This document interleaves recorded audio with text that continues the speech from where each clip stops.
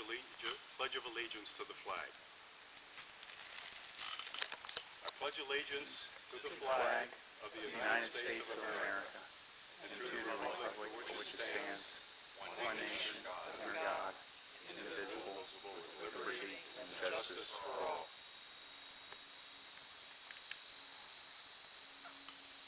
Well, I'd like to welcome everyone officially now.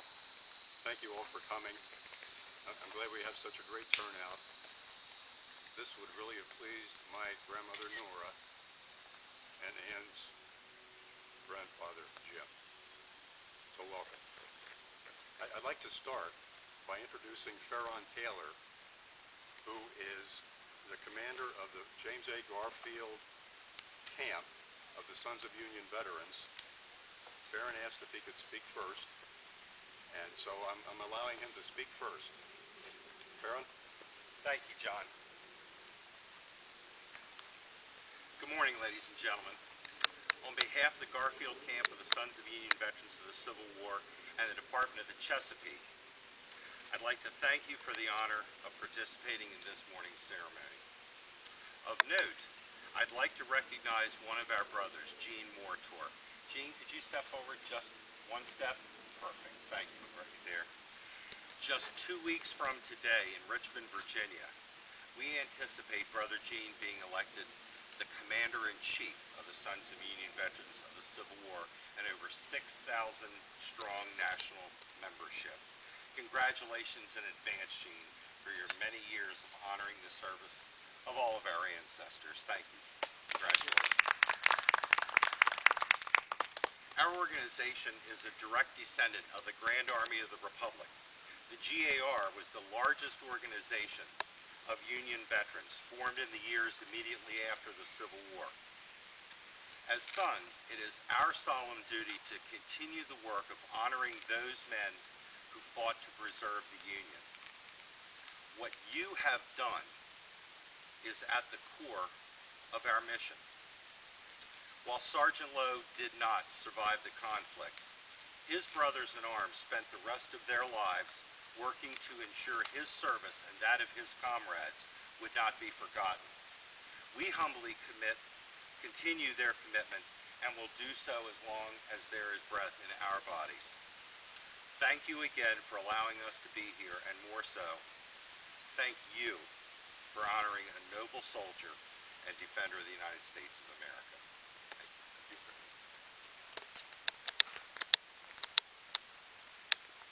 When Johnny comes marching home.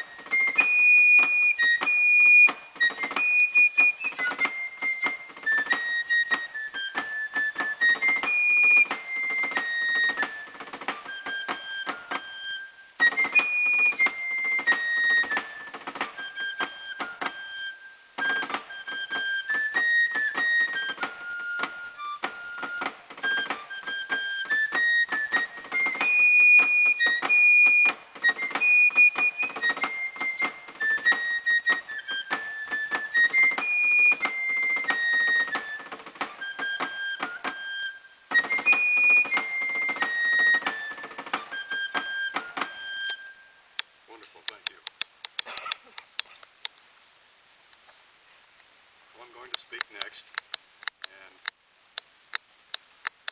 tell you why we're here. We're gathered here today to celebrate and to honor this man. And he's the forefather of many attendees here today. We celebrate because this burial location was lost, but now it's found. We also honor Caleb for his military service. He served the Union during the Civil War, and for his exemplary service, he deserves a suitable grave marker, which is right here.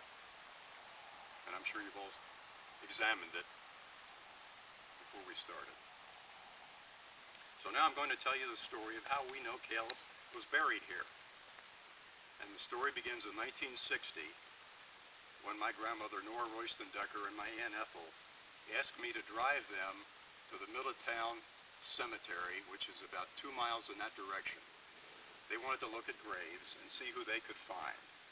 I had my learner's permit, but they wanted me to drive, so we searched for a whole day to find out who was there, and I really enjoyed it. We had a great time. We took sandwiches. It was fun. But we did not find him. We found his wife, Sophia. She's buried in Middletown. So why was Sophia not buried here? Well, the burials here ended in the mid-1880s because when she died was 1906, and the Hoffman family did not own the property at that time. That's another story. But this cemetery has been preserved through the efforts of many people. In February, it didn't look like this, but now it's immaculate compared to the way it was last February. Now fast forward to 2014. When my son John was working at the Baltimore County Historical Society in Cockeysville. He was a volunteer. He had worked there for close to a year, just volunteering every weekend, because he's interested in history too. And one day when he got there on Saturday, they said, please organize the cemetery records.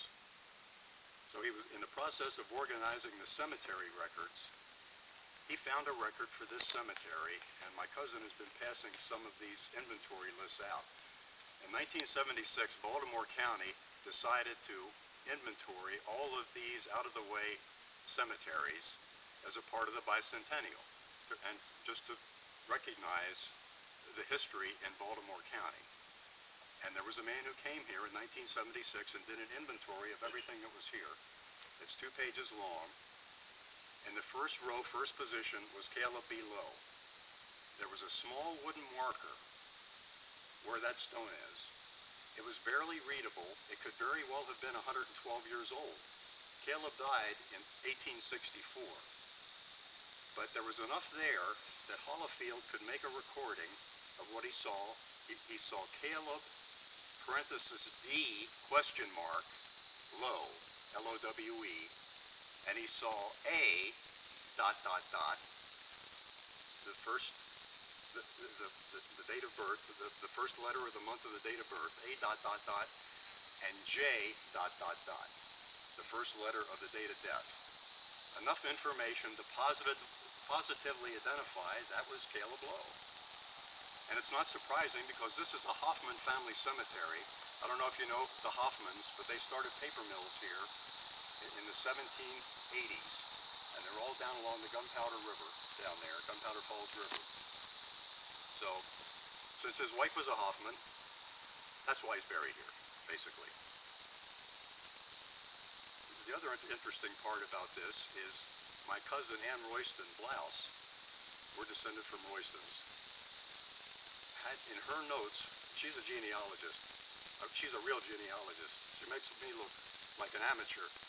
She went back in her notes, and she had already seen that cemetery record earlier and made a note of the same thing that my son did. So he rediscovered it. She discovered it first. So when I learned about all this, I came up here in February just to see this place, and I looked for the small wooden marker. We couldn't find it.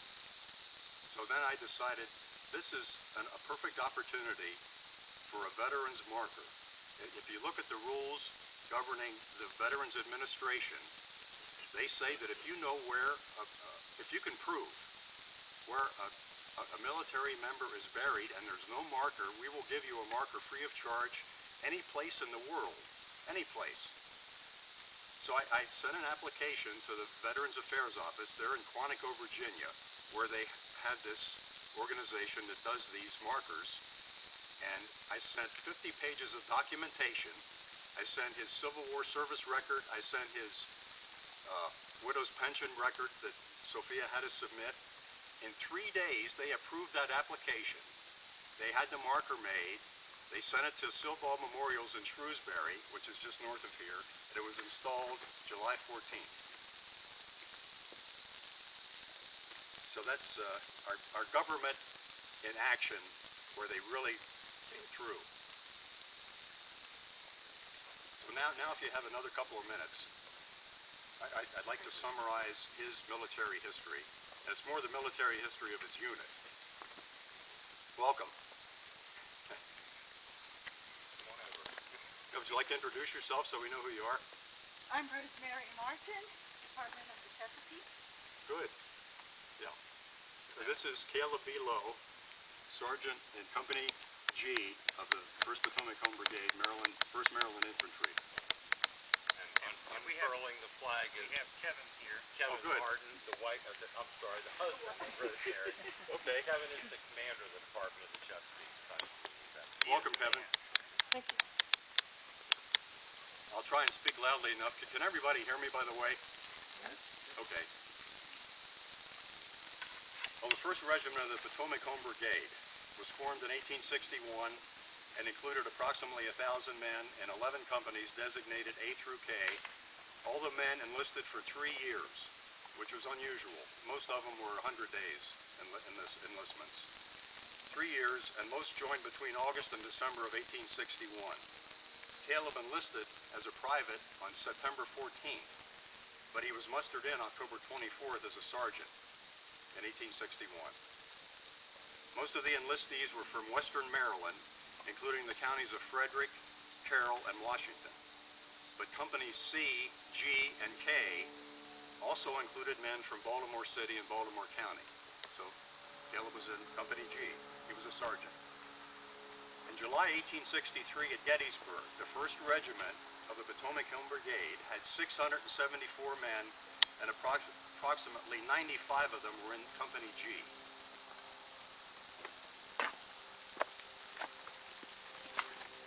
Watch out for the field stones.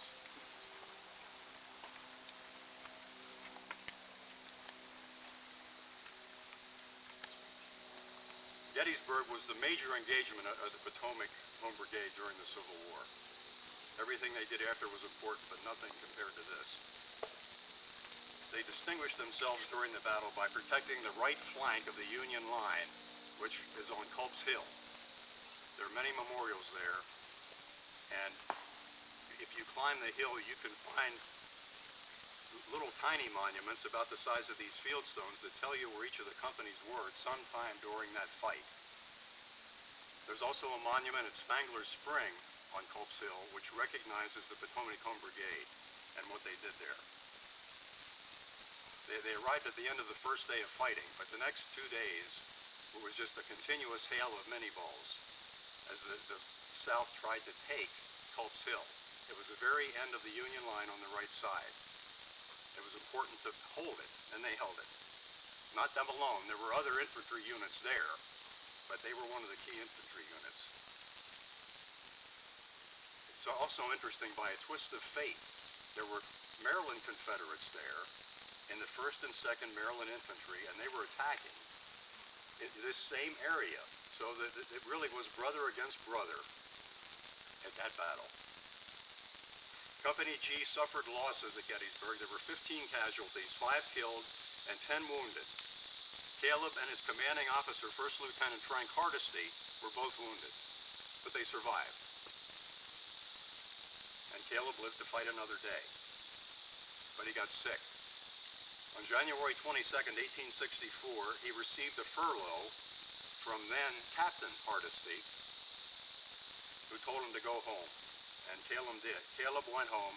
He certainly would have had to have walked the 35 miles from Point of Rocks, which is near Frederick on the Potomac River, to this area where he lived.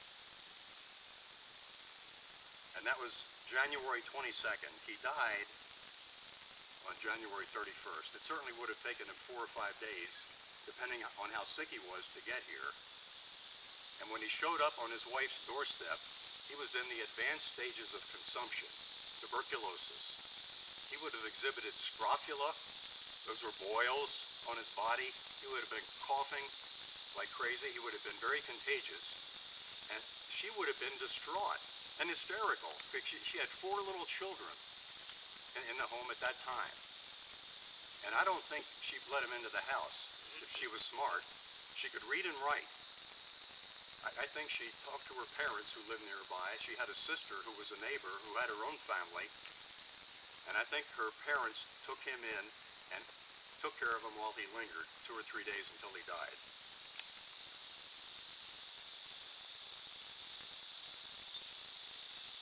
It's a sad story,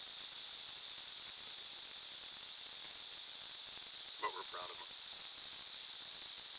Now I'd like to ask my cousin Ann to come and give you some insight into Sophia Hoffman Lowe. She lived until 1906.